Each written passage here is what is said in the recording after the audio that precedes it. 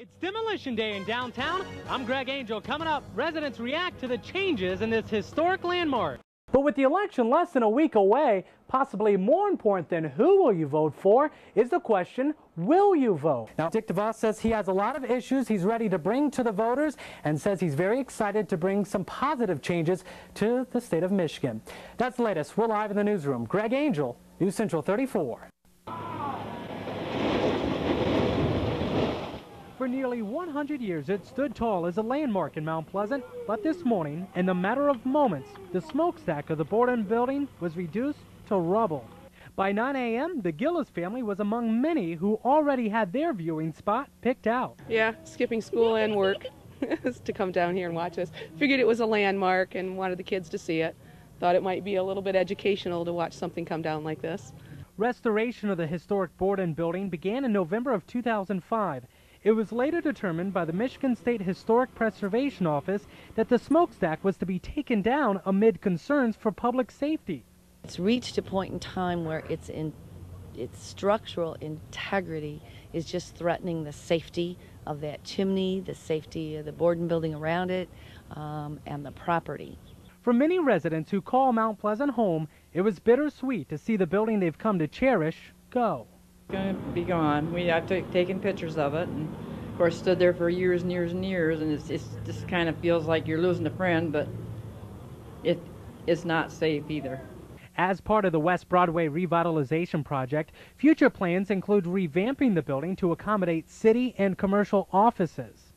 Now, all is not lost. City officials tell me that beginning on Monday, residents can actually get their own brick souvenirs from the Mountain Town restaurant parking lot.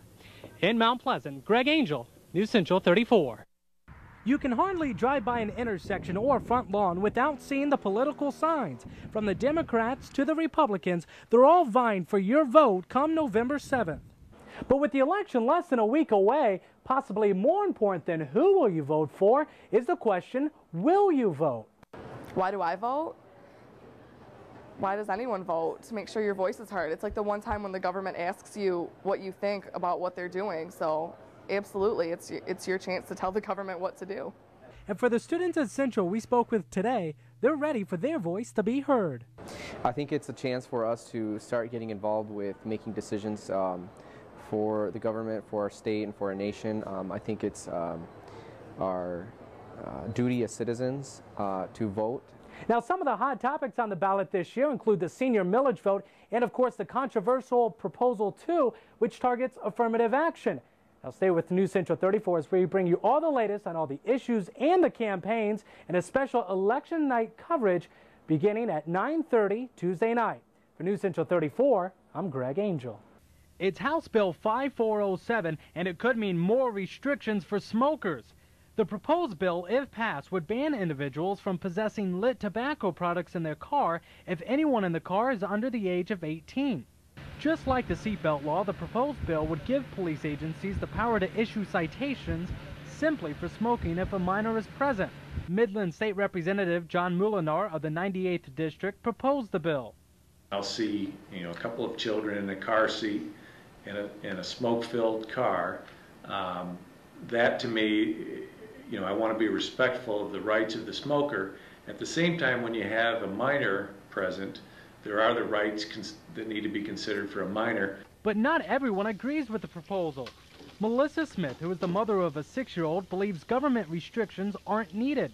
I don't sit in a closed room with my son, smoking a cigarette, and the same thing. I don't want to be told that I can't do it. I can't smoke in my car if I want to have a cigarette, and that if I do, I'm going to go to jail. Or be told that I'm a bad mom. Some health officials, like Dr. Mohammed Zalt, believes children should be limited to the exposure of secondhand smoke. I would certainly support any policy that would restrict children from exposure to tobacco. Parents need to understand that tobacco, when they burn a cigarette basically, there are more than 4,000 compounds and chemicals, irritants, nicotine, carbon dioxide, monoxide. There are too many different irritants that would adversely impact the health of their children. Representative Mulinar admits it'll be a tough fight to pass the bill, but insists it's in the best interest of Michigan's children. In Lansing, Greg Angel, News Central 34.